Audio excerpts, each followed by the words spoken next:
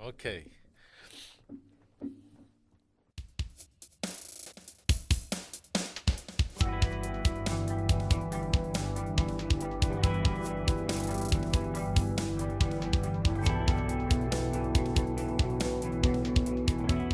Welcome back, everyone, to Balance Purpose podcast.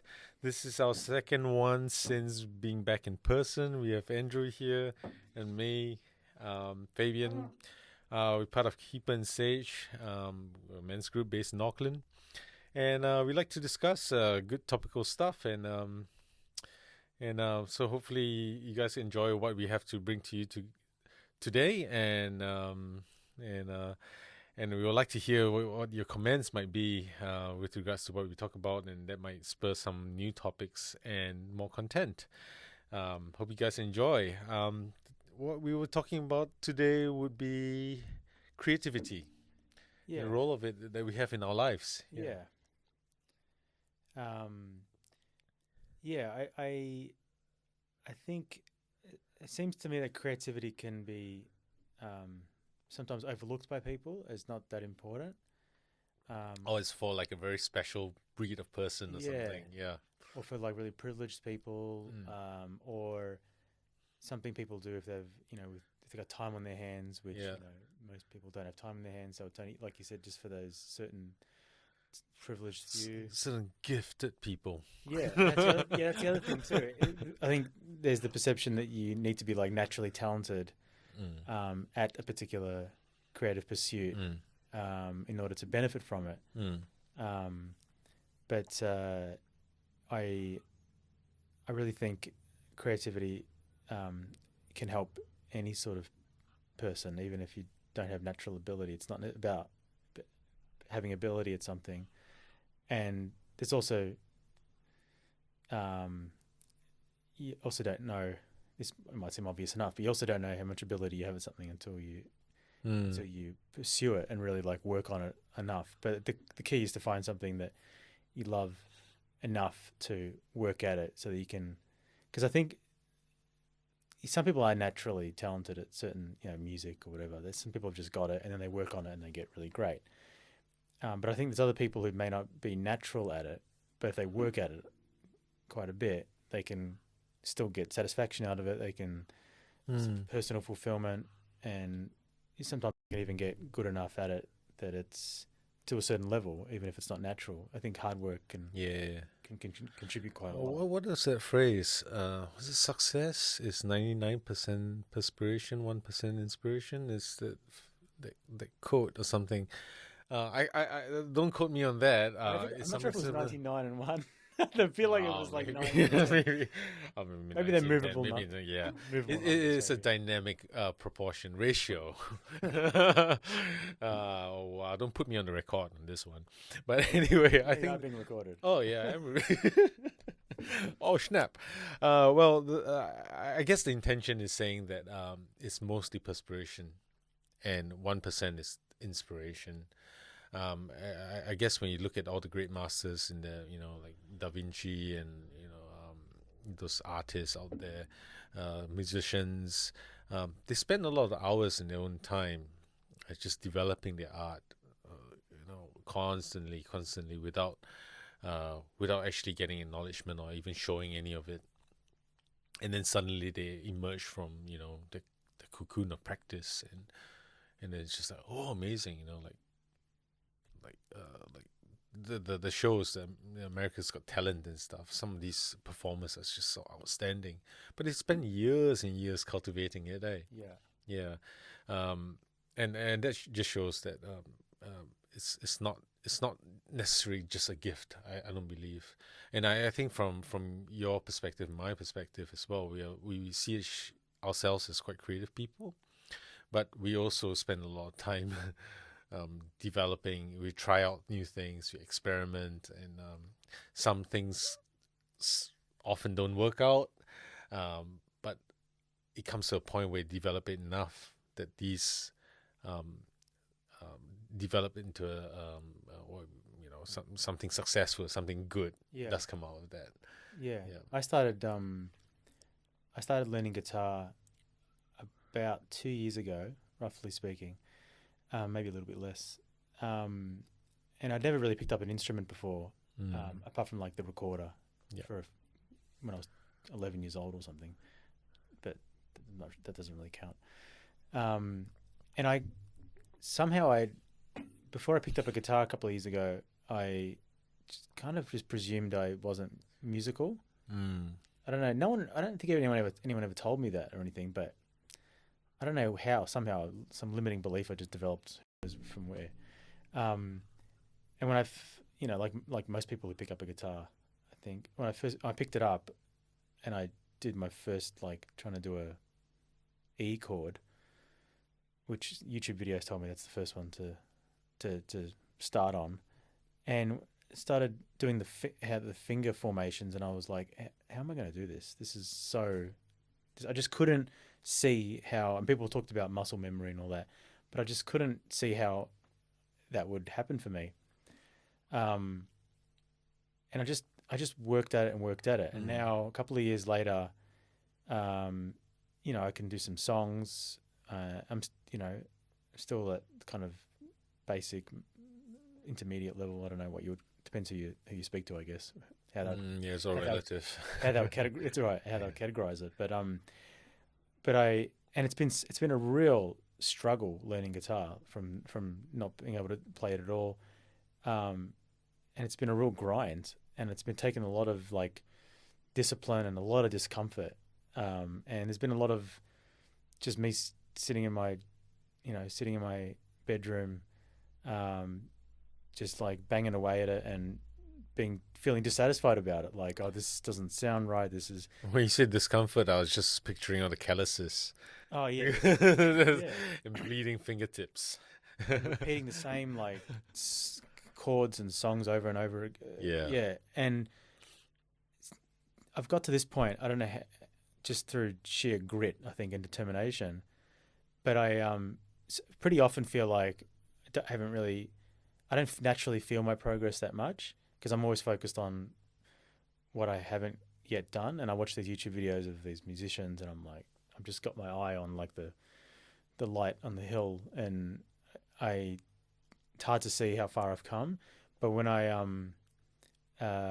really remember back to those early days of first picking up the guitar, and I really focus on what I can do now, it's like it's been a huge progress. And I think for some people it would come more naturally than that. I didn't spend like hours in a day every day practicing. It was probably like 15 minutes a day, and sometimes like 15, 20 minutes maybe every second or third day. Like, I guess you find your own rhythm in that, and it doesn't really matter what pace you're at, as long as you're keeping up the practice of that. Yeah. And then you're going to hone your craft as a result. So it's a bit of a commitment in many ways of the word. Yeah. And it's what's it called? Long game. You gotta play the long game. Like it's, but it's also like ways of learning. So like I hit a bit of I stagnated a little bit in my guitar practice a couple of months ago. But I realized it was because of the way I was learning. So I was trying to learn songs. So I would like pick a song that I felt like was achievable, and I would work at it, and I would pretty much only practice that song for a few weeks or sometimes a couple of months. And it was pretty draining. I think because playing a song, it's a lot of energy, and it's a lot of focus and like tension, and because I'm focusing so hard on transitioning from one chord to the next, and there's just a lot involved. I found it quite draining. So after practicing guitar, I would feel like I'd gone for a run or something, but it's just drained. It's a little bit of a workout, a mental yeah, workout. I didn't feel very nice afterwards. I was like, and so then I had a bit of a kind of a lull, but then I started learning in a whole different way. Instead of learning songs, I started learning major scales, which is a whole different, just a whole different vibe when you're practicing. It's just so much more relaxed, and this may not mean much to people who don't play guitar, but it was just instead of learning songs, I just learned a progression of notes, which is it's like dun dun dun dun dun, dun, you know, like do re mi sa, whatever that is. So so it's just much more chilled, and now I actually get relaxed when I'm playing guitar. So not only am I actually still making progress, but it's actually helping me relax, which is I find it quite hard to relax. Right. So I've discovered in that way that creativity can be relaxing instead of not just like a goal to work towards. And it's like when you're able to articulate what a good tune, then you can start to actually enjoy the tune for what it is, rather than it's no longer a finger exercise and a strumming exercise. You actually listen, and you can almost have a conversation with the instrument. I'll share my story with regards to how I learned guitar, and I discovered my why a lot later in life, actually. And I think what I did as a teenager at the time was rather instinctual. It's quite now to think about it, I'm not so sure what my reasons were at the time, other than to initially learn songs so I can charm the girls. But what happened was I started learning punk songs and Metallica and things like that. To charm girls. No, that didn't work. Of girls. That didn't work. Yeah. Well, funny how things turn out in the end. But I realized that, I started my musical journey with piano, and my mom was actually very insistent that I learn piano in a certain way, and I went for classes and learned theory and all that stuff, and I had to practice for hours a day, and I felt a lot of pressure around that, and so I managed to wiggle my way out of that after about 2 years. And then when I told her that I was going to learn the guitar, she thought that I was not going to keep up with the practice anyway. But I realized that there's something that the guitar offered me, and there was a chance to really be in my own solitude. At the time, I was practicing a lot, but I felt that it gave me a new language. And this is a realization that came later. It's a new language to express myself. Different from piano. I think I could have done it through piano, but the pressure sort of like put me off. Pressures? The pressure of playing it perfectly. Oh, right. And to be graded and to be to get a score from my theory, and then to go through grade 1, grade 2, grade 3, all the way up to grade 8. And I guess guitar was something that you chose for yourself. Yeah. Piano was like, you were compelled, right? So that you could approach it in a different way. I wonder if that played a role. It might have, because I haven't really gotten back into piano playing as much anymore. I think I still hold on to a little bit of that nasty experience, because it wasn't all that pleasant. Anyway, the guitar offered me a place to sing, express my voice, but through playing notes. And I realized that I got into songwriting, I got into playing bands, mainly as a channel to almost scream and shout through the avenue of like heavier music, like rock music, and later on I went to hardcore punk and metal and things like that. I really loved the aggression of the guitar, because I couldn't otherwise express it in my voice. I had to maintain a certain calmness, and there'll be a huge repercussion if I were to scream my head off at home. So the only way I could really do that was through the guitar.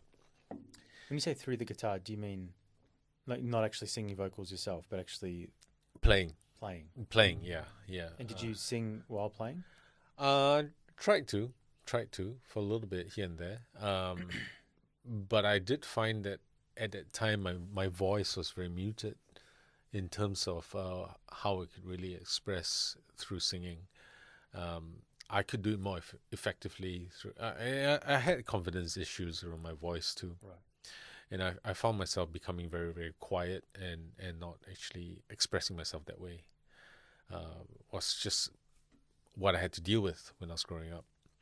But then the interesting thing was that I could use my creativity as a medium to express myself in a safe way.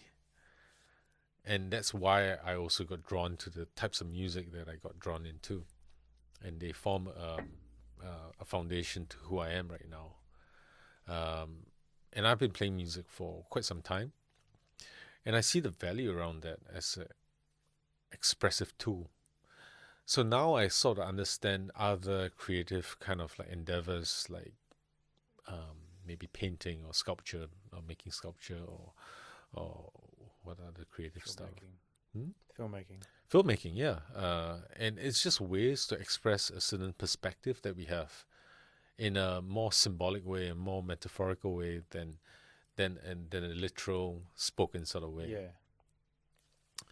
I find that's incredibly important, and that's why I'm starting to get interested in the whole area of self-expression through music. Some people would say music is therapy. I think it's very synonymous, and while music therapy exists for a lot of younger people in the population, namely children, and also special needs children, I feel that it could benefit adults too.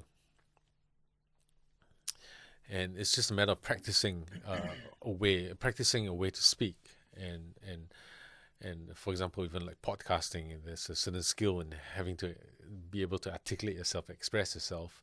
I think we're doing the same thing with practice in terms of our instruments or our art, our craft, and it can be incredibly therapeutic. There's so many benefits involved, I think. Yeah. So I can see, like, when you're learning guitar, I can see you're just learning a new language. Recently, I tried. I had a go with creating a film alongside you for the recent trip for Keep and Sage. I haven't done a film before, but I realized that I could use this as an avenue to express what I actually felt about the group. Yeah. And I felt that I did it pretty well, and I was very happy with the results. But certainly, everyone has got a different lens that they bring into it. So I'm also very curious, perhaps, to hear what what was your process around, like, your self-expression in your filmmaking that you have been doing for years now. There's a few different. It depends what type of film that I'm making. So I guess I'll start with the one that I made on our trip to Tongariro Crossing. Those sorts of observational, what I call like observational documentaries, like just documenting an experience. I find them basically I just want to show people through the film the way that I see, the way I experience something. Yeah. So for that reason, I tend not to do shots that don't look like me observing something. So I don't, have the camera moving around away from my head.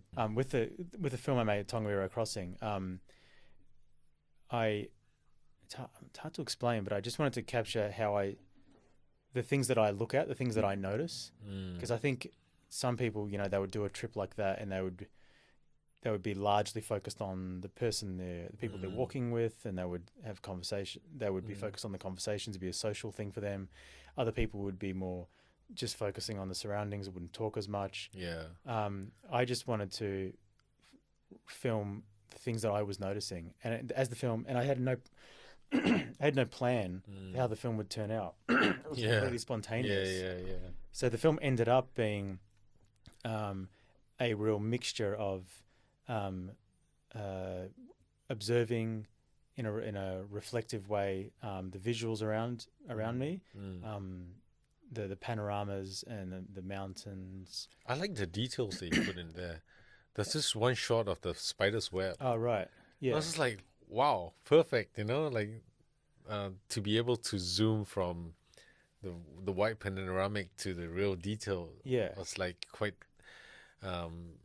just showed that you considered a lot of things. You had a wide perspective. yeah. Well, that's just how I see the world. Like I notice the big, beautiful, awe-inspiring things, and then I like zero in on small details, and I notice things, that sort of small detail. And then I also noticed people and the men that we walked with.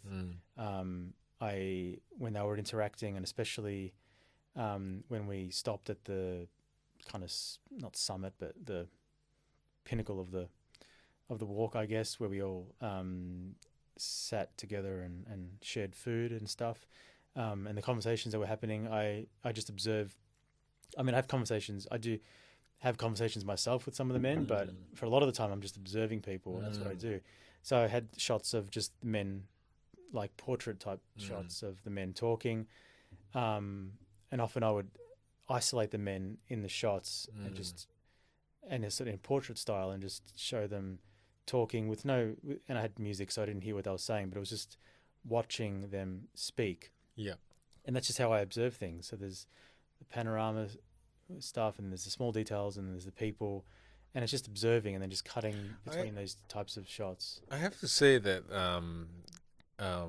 I guess in contrast with the one I did, which is very highlight orientated, like moments and highlight orientated, I really enjoyed the way you saw the event and all the spaces in between, because it felt very spacious. Like it's not necessarily the highlights or anything. It's just the little moments along the way that actually are just about as special as like summiting or looking at a amazing view or something like that. It's a lot more subtle and more delicate. Would you say Would you say your film was more about the things that the men experience as a group, and mine was more like personal, like things that it's more personal. I may have noticed that other men kind of not really noticing as much. Yeah. Would you say that's a way to characterize it? Yeah, I would think there is more. It felt more human. I would say like My film. your film was like more realistic, in a sense, in a very poetic way, because it's subtle. It's not like I think the shots I chose were very much like the guys knew that we were on film, kind of thing. So they're noticing the camera, right? You had a GoPro as well, so yeah, I had a GoPro as well. Yeah, different aesthetic. But I think you chose the spaces in between I think many shots of the men they weren't aware that the camera was on them, so it's a lot more realistic, or more, how to say, like more genuine. Yeah, not to say that the stuff that I chose were not genuine. I think I chose the more epic shots, which is a huge contrast. And I think the awareness of being camera, people might tend to act in a certain way. Yeah, totally. So it's very interesting to compare and contrast the two different editing selections that we had, or even you had your own camera too. Which means that we might be experiencing the same event, but we are really interpreting it from two different lenses, quite literally. Yeah. And that adds to which is better, which is not. That's definitely not the case, because it is a very different interpretation, and therefore creativity can really be whatever it needs to be. Yeah, I also made quite a lot of scripted films that were short films that were fiction, usually quite surrealist, and just like, or just short narrative, short narratives with a message. Um, and they were like tightly scripted. So they were really different to my like Tongariro film, because they were I at that stage of my life I had a real specific playing out of scenes that I had in my mind. I just would imagine scenes playing out in my mind, and I would be quite obsessed with manifesting them in reality and getting people to make these visions that I had come to life. And it was an incredible experience, and I'll never forget the very first short film I made in the car park of a primary school at night. And it was these four guys. The characters were the four guys in the car. They were parked at a primary school. They go to a primary school just at night because it's quiet, and they just like smoke dope and talk. And I just always remember the first, and I had built up to it so much because I had tried. I'd written the script, and I had a friend of mine who was director of photography, fancy name. He was the cameraman, but cinematographer. And it was a lot of organizing, and I had to organize. And some of these guys were, actually, one of the guys turned out to be a very big name actor, which I won't mention his name in case there's any issues there. But like, he turned out quite big. I'm kind of tempted to brag about it because this is my first. Oh, film. now I'm so interested. Intrigued. Now. Yeah, Maybe I'll tell you after. Yeah. Off the record. And there was just this big build up, and I even had my girlfriend who was doing like hair and makeup kind of just. And I didn't know what I was. My first short film ever. I had no film school experience, nothing. I was just going from. I did like a 1 month kind of summer school course, which was just a crash course, introductory type thing. And this big build up, and then I had everything set up, the lighting, the camera. And that build up seemed to go forever, kind of like this build up, me talking about it. And then we finally pressed film on the first shot. And they did some pieces of dialogue, and then we pressed stop. And I remember it was such an incredible experience because I'd been focusing on the script for weeks. I'd been writing it, and then seeing it come to life, seeing these four actors not just say the lines, but actually act out the lines. And I was completely overwhelmed. And what I started doing was I started laughing, not because it was particularly funny. It wasn't a funny script, and the actors weren't doing it in a funny way. But I just started laughing, and it was just like pure ecstasy. Oh wow, yeah. And to the point where it kind of like delayed us continuing the film shoot for a little while, because I was just like kind of in hysterics. I was just laughing because I was like, this isn't.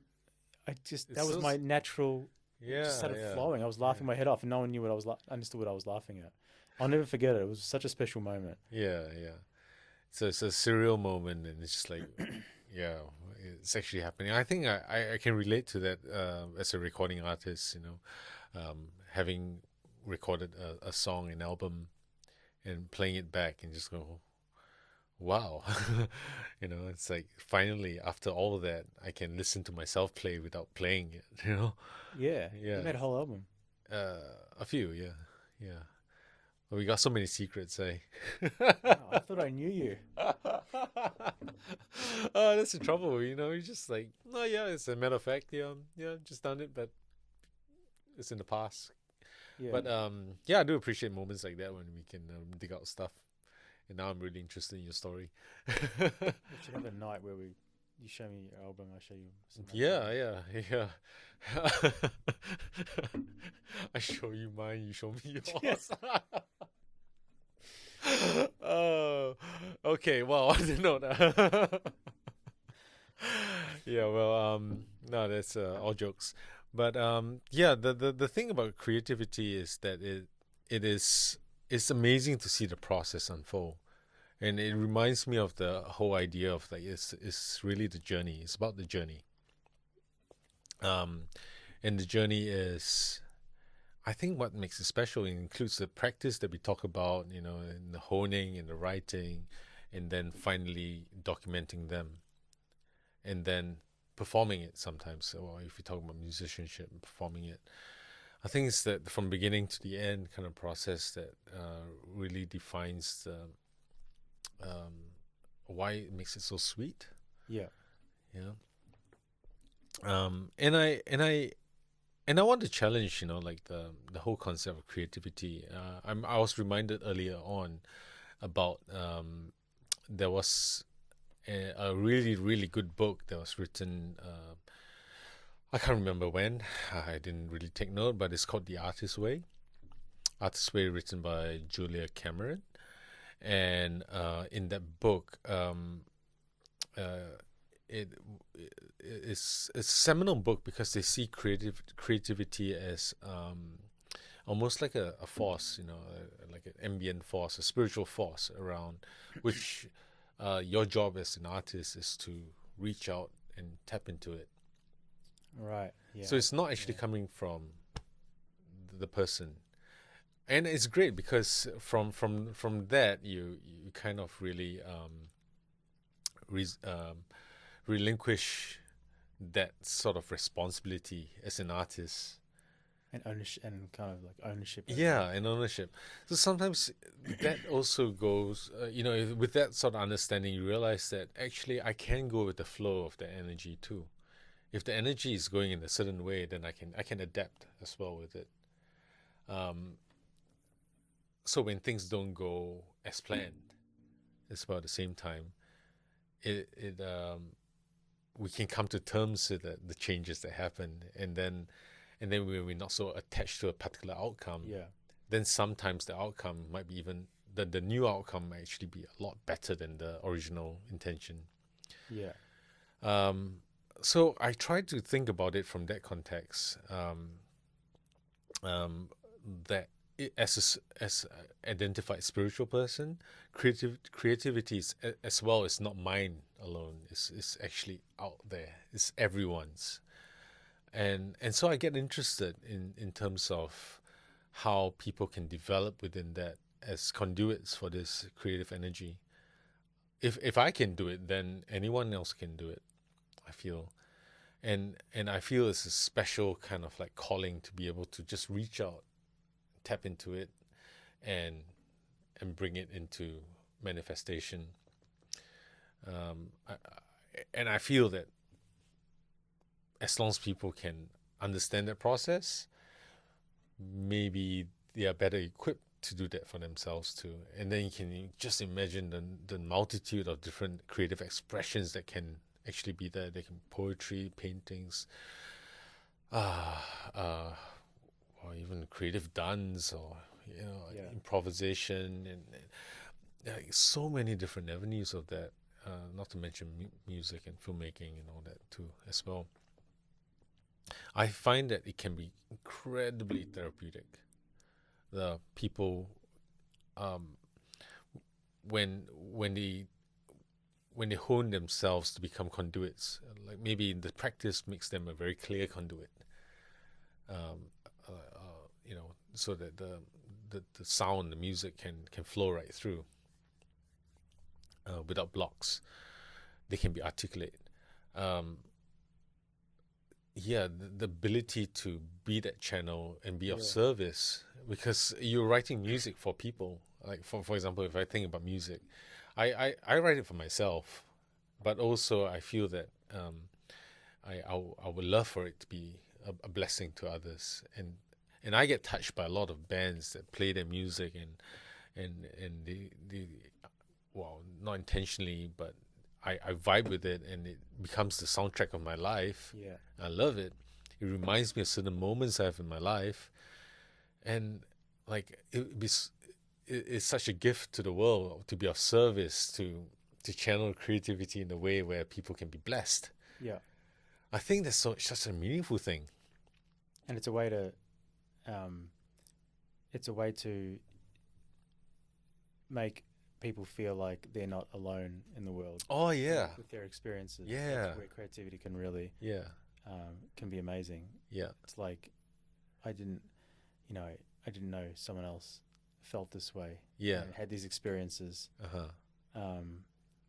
whether it's whether it's the written word or whether it's in music, filmmaking. If you express a particular way you see the world and the things you notice and the stories that you want to convey, it's can really help people connect with each other and just feel like they're not alone.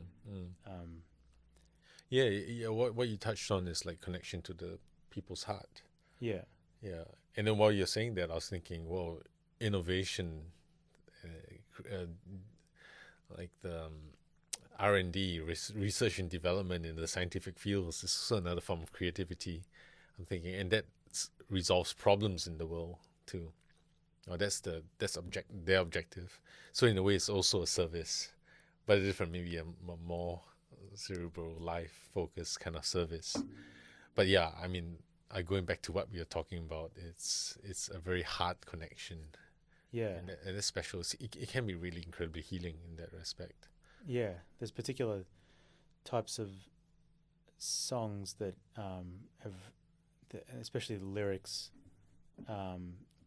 sometimes in a different stage of my life, I hear these lyrics and I enjoy the music, but then when I'm in a different stage of my life, I'm going through some harder times, and then the lyrics take on lyrics from the same songs that I've already heard in the past, but they take on a different meaning for me, because it's like, oh, that's what he's talking about. He's talking about, when the shit really hits the fan in life. Yeah. Whereas when I'm not in that life stage, in that really tough period, the song it's still a great song, but it just doesn't hit me on that level. So music has really helped me lately with some really tough time that I'm going through at the moment. And you've been writing some lyrics, eh? Yeah, I kind of thought to write a song, you needed to like be much further along in your music than I am, like to know, just to have a much more keen sense of it, and to be able to maybe even, I don't know, I just didn't feel like I was anywhere near being able to actually write songs. But then I guess I've got a friend of mine who doesn't like writing song lyrics but loves playing music and loves coming up with melodies, but just doesn't want to do song lyrics. And I'm like, oh my goodness, this is like such a blessing that I am in a position where I just want to get some lyrics down, but I don't feel like I can come up with melodies yet. So we've started collaborating in that way. But just the other day when I was in a really low point, and I just I decided to just try and write down what I was feeling, but which I've done before, and just writing, like kind of journaling and just writing all my thoughts down, which kind of helps sometimes, but sometimes it doesn't. I don't know, it doesn't always really help sometimes. But writing it the other day, I decided to write it into a song, and it just helps me just hone in on because writing stream of consciousness, it's like you just write all these thoughts down, and then you read them, and it's like, it's like, God, is that what's going on?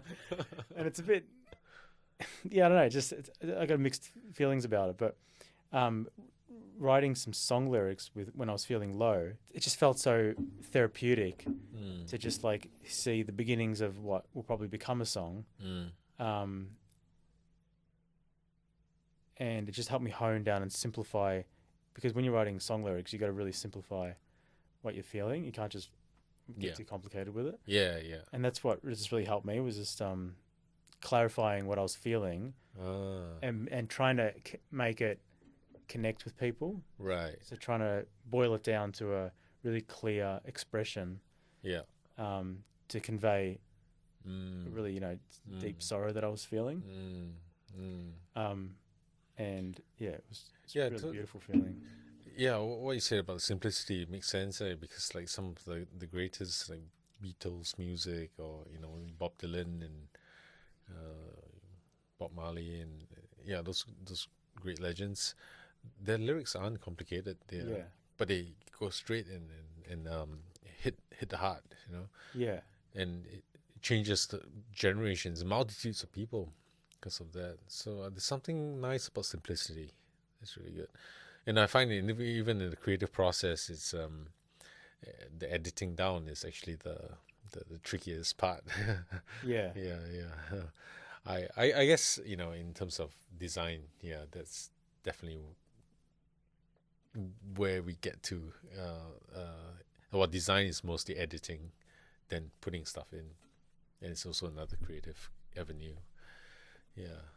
Well, that's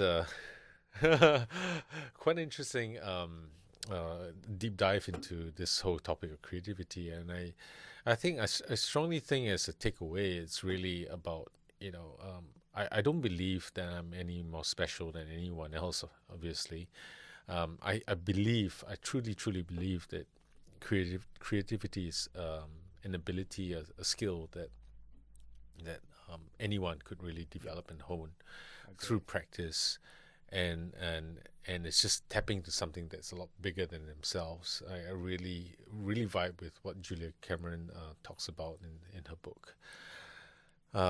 So with that, I feel that when people want to connect with a higher state of mental consciousness, or better mental health, um, I think creativity plays a really big role in that, and I feel that we just need more avenues for us to create, to have the space to be able to develop and get on this journey, as we talked about the journey of creating, manifesting a creative project, Yeah.